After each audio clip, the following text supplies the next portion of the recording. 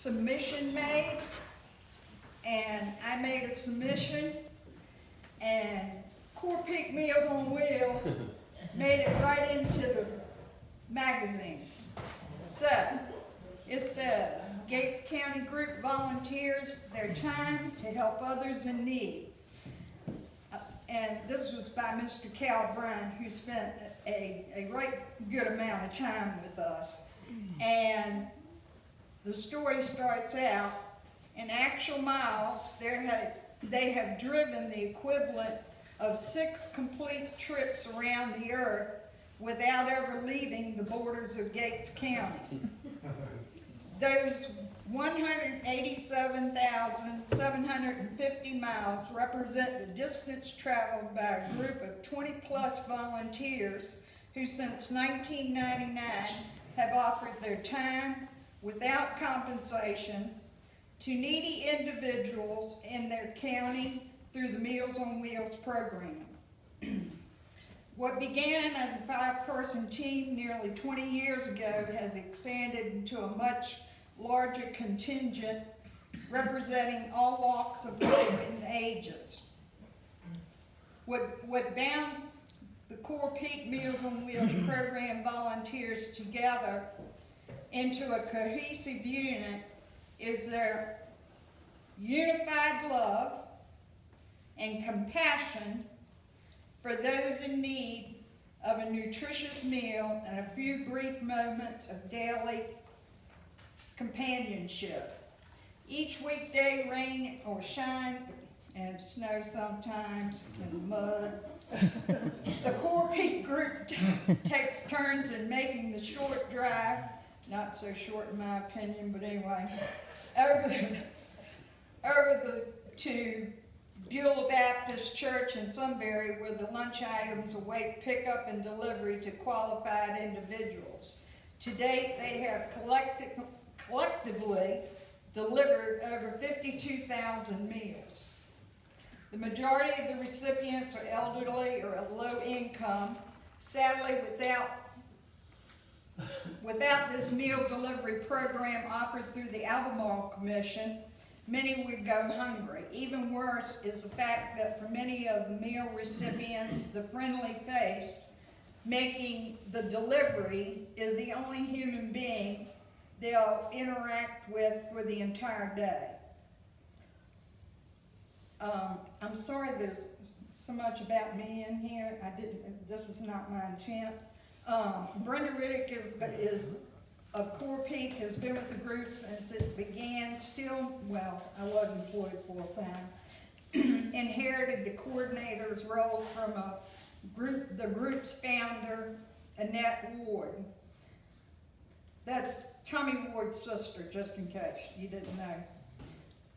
We got started when Annette, a home healthcare nurse, discovered the need for the Meals on Wheels program when visiting a homebound patient. Y'all recording me. Oh God. Here in the area. She discovered that there was no program in the Core Peak area and took it upon herself to contact the Albemarle Commission Senior Nutrition Program. For you Core Peak folks, that would be Miss Lily Ellis, is where it started. Annette coordinated the entire Core Peak program while still working full-time. She did that until her workload required her to step down as the coordinator, and that's when I stepped down. The original group of 5 volunteers from 19 years ago, which meant they delivered Meals on Wheels 1 day per week, currently numbers 24. That increase allows the volunteers to make their delivery rounds once a month. It's through the dedication and commitment of you volunteers that makes this program a success. I don't know that I can ever say that enough. I'm plagiarizing here. Offering not only a nutritious meal 5 days a week, but also offering the recipients with some needed fellowship as well, which we all have experienced. And we can't thank Beulah Baptist Church enough for opening their doors of their fellowship hall from where we pick up each meal each weekday. In addition to Riddick, at least 7 other members of the Core Peak group have volunteered their time for a minimum of 7 years. Laura Casper, 16 years. Foster Parrish, 15 years. Emmeline Umflett, 14 years. Miss Emmeline has decided to give it up this past year.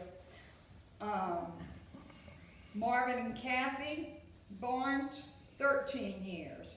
Doug and Donna Bailey, 7 years. I became involved after my neighbor told me that the program needed some drivers, and I've been doing this ever since, said Laura Casper, who is self-employed.